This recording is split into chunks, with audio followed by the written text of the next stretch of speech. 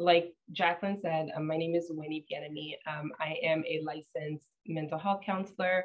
I'm currently licensed in the state of Alaska, Louisiana, and Florida. For the last 3.5 to 4 years, we lived in Fairbanks as my husband is a soldier. So last summer we moved out of Alaska and we're currently in Louisiana. Thrive Unburdened started because when we were living in Fairbanks, I became aware of the need for mental health services that the Fairbanks community had. But when I started learning more about the state of Alaska at large and Anchorage and Bethel and a lot of the villages, I started to realize and recognize what a huge need Alaska had for mental health services. And so in February 2020, we started Thrive Unburdened, but we didn't actually start providing services until later that year. And so we started as a telehealth service, and it's interesting because the idea came to me towards the end of 2019. And at that point, we had no idea that 2020 was going to bring everything that it brought as far as the pandemic and, the need for telehealth services. And so we've been providing services to clients living in Alaska and Florida since 2020.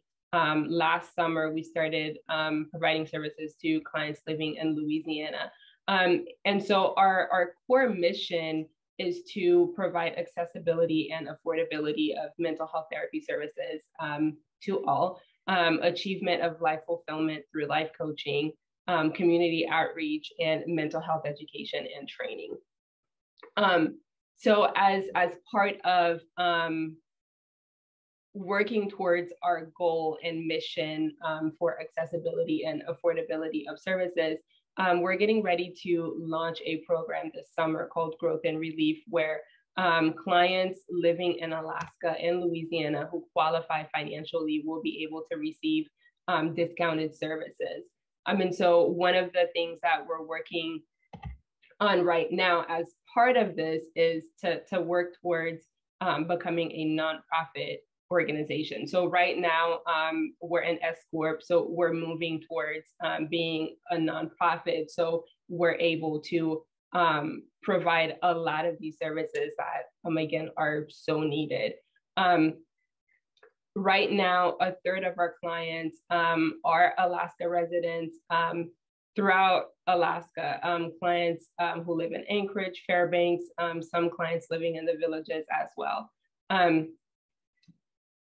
The other part of our mission, which is community outreach, is something that we've actually been doing since 2020 through free live videos that we've done on platforms like Facebook and YouTube, just talking about various mental health topics and providing viewers with resources as far as, how to cope and pointing them to where they can access resources to help them with their mental health needs.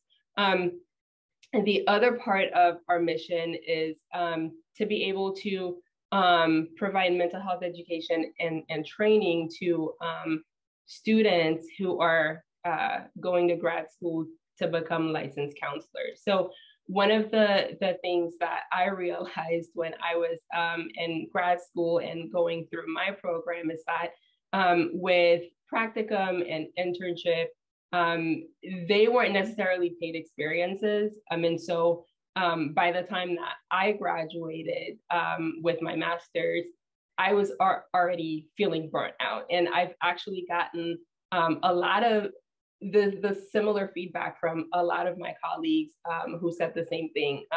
We went through, this practicum and internship period, and it's a very long process to become a licensed provider. And so with that, we have a lot of counselors who are coming to the field already burnt out. And so when we take a step back to look at how the provider's mental health is really important to the provision of services. So if a provider is already feeling burnt out and they're working with a client, how are they going to be effective? So this is where this idea to provide or help provide paid practicum and internship opportunities for counselors and training came into being, is because we recognize that in order for our clients to get the best out of us, we need to be healthy. We need to be able to take care of ourselves as well. So that is pretty much what we are doing at Thrive Unburdened. In January of this year, I started offering services in person here in Louisiana, where I'm at. We do hope that in the future, we will be able to have a physical office in Alaska as well, so we can give people the option of seeing a provider in person as well if they choose to do so. So this is pretty much what we're doing. I would really welcome any questions, comments, or anything like that that I can elaborate more on. Thank you so much, Winnie. And I personally find it fascinating that you're moving from a for-profit model to a nonprofit model. And we were discussing this a little bit before everybody else came on.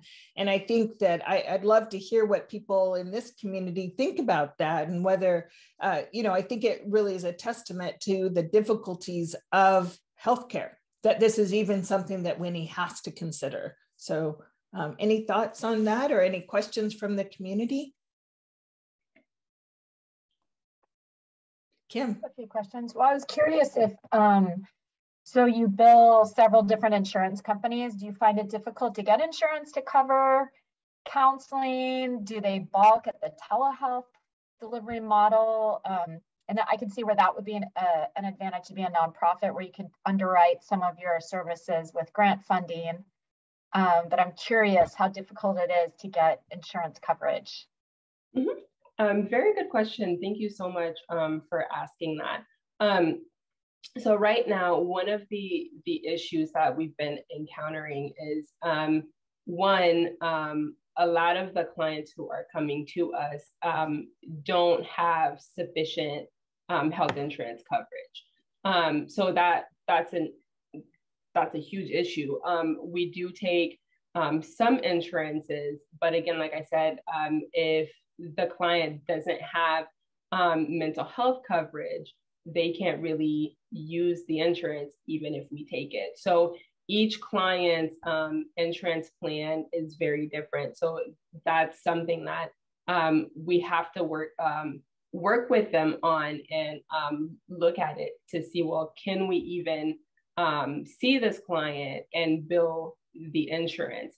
The other issue that a lot of the clients face is the high deductible. So a lot of the insurances might have like a $5,000 deductible or something like that the client has to meet prior to the insurance kicking in. So if this is a client who is not necessarily going to the doctor all the time, or they're not receiving services where they're going to meet that deductible, within that coverage year, or within a couple months, they have to pay out of pocket until the deductible is met prior to that kicking in. And then, by the time the next year come around, or by the time they've met the deductible, it's a new plan year and they have to start over again. So that has definitely been a challenge for a lot of clients. The other thing is a lot of the clients that are reaching out and looking for services are Medicaid recipients. And right now, there are not a lot of Medicaid providers that I'm aware of, especially in the Alaska community, and actually even here in Louisiana. And so with Medicaid recipients, they have to see someone who takes Medicaid per Medicaid rules. So there are all these different things that clients have to work through, and some of them, don't even know where to go to find resources or how to get the help that they need. And so our hope is that, again, by becoming a nonprofit and being able to apply for grants and get funding, we will be able to subsidize a lot of these costs for clients who really, really need them. Awesome. And Kim, I don't know if you have some answers, but let's call on Kai and then maybe come back if you have any ideas for Winnie. That's okay. Kai, did you want to ask a question? Yep, thanks. Winnie, I'm curious, in my mind, the mental health services field is super complex in terms of all of the different needs that people have that are bringing them, potentially to looking for a mental health provider, as well as all of the different techniques and methods of providing mental health treatment. And I'm just wondering, from the standpoint of providing an online type of solution, how do you navigate the process of helping somebody potentially qualify the services that you offer, and connect your services up to potentially other mental health providers that are maybe dealing with different aspects of a person's situation? So just kind of wondering how you filter through that so you can find the right folks that are at the right place that need what you're offering, and that you are somehow in that connection that then hands them off to others that may be appropriate as the situation evolves or changes over time. Any thought about how you be at the right place at the right time for the right person with the right solution? Yeah. So one of the things that I do is a consultation for every client who's interested in working with me. So the purpose of that consultation, which is free, it's a free 15 to 20, 25-minute phone call where we talk about what is bringing them to counseling, what the presenting problems are. We talk about that. And the purpose of that is for me to screen the client to see, one, is this an issue that I feel competent enough to work with? And if it's not an issue that I can work with, then I help the client find the appropriate referrals. And so as part of that consultation, I always ask the client where they are located at. So if they're in Anchorage or Fairbanks or in Bethel, wherever they might be, I ask them so I know what community they're in. And so once I know that, then I can help them find the appropriate referrals. I have a network of clinicians that I'm a part of through Facebook groups and whatnot, that I'll ask for referrals for clients. And sometimes it's about calling, some of the local practices, or calling some of the hospitals if that's what the client needs to help them find the appropriate referral. I hope that answered your question. Yeah, no, that's a good start. Thank you. It just seems like a very complex process, and I could see you spending a significant amount of time in all of that intake and referral process, and it seems challenging to also get enough time put into actually service delivery, that you're making this a viable business. Mm-hmm. Yeah, so to add on to that, it can be time consuming, but we have a structured way. So we're able to gather a lot of this information from the client prior to me even one doing like the intake session. So if at the point of the consultation, I realized, okay, this client probably needs something different than I can offer, or maybe this client needs something more intensive, or maybe this client actually needs to go see someone in person. Then we deal with it at that point versus waiting until they've scheduled like an actual intake session, you know, where we're at that point, and then of course that's going to take a lot of time. But so far we have been successful with this model. We've been seeing clients since December 2020, and we've been full for about a year now, I want to say, since last April.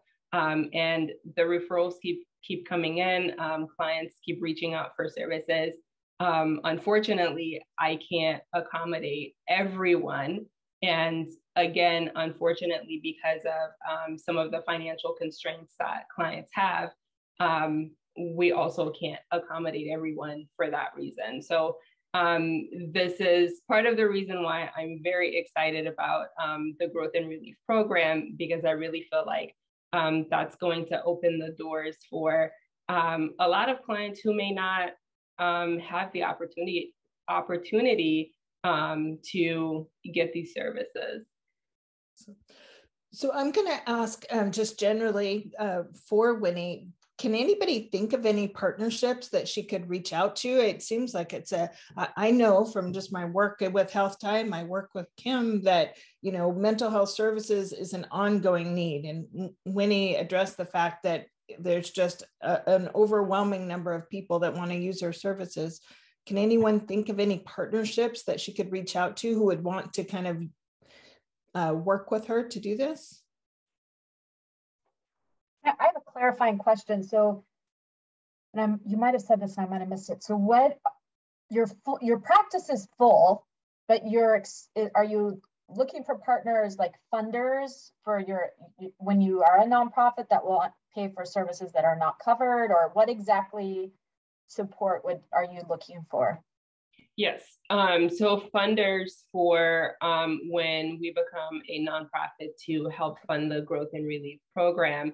And I don't think I mentioned this, but I'm actually looking to hire an Alaska-based clinician to help with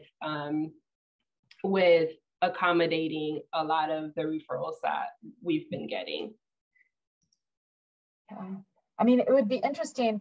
Some of the partners I think about is your ability to maybe provide telehealth counseling to low-income, at-risk families. And so organizations that serve those families that might collaborate on a grant, for example, like a domestic violence women's shelter that, you know, maybe you agree or, you know, make telehealth counseling available, 3 sessions for victims who are trying to get back on their feet, or, I mean, there's a million different combinations, but it almost feels like if once you get your nonprofit, you could look at the nonprofits in the communities where you're working and think about the particular populations that don't typically have access to like flexible telehealth counseling, who could really turn their lives around if they could access that. And then I would reach out to those nonprofits to partner on a grant, because then those nonprofits often already have, you know, that capacity and like,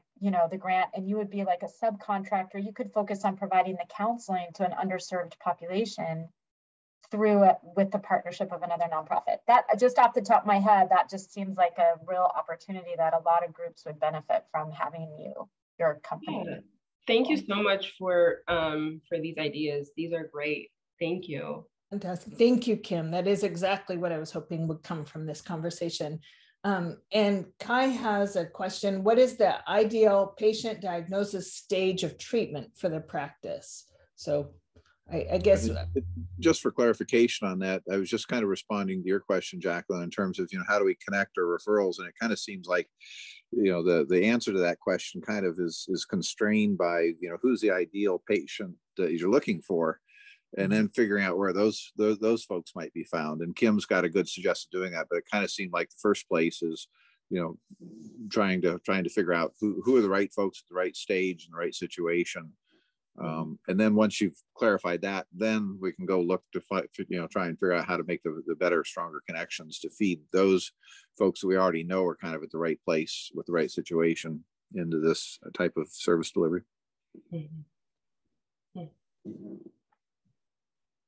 Awesome. And I can always connect. I mean, if you wanted to do some follow-up, and I can always share that information, Winnie, if you like.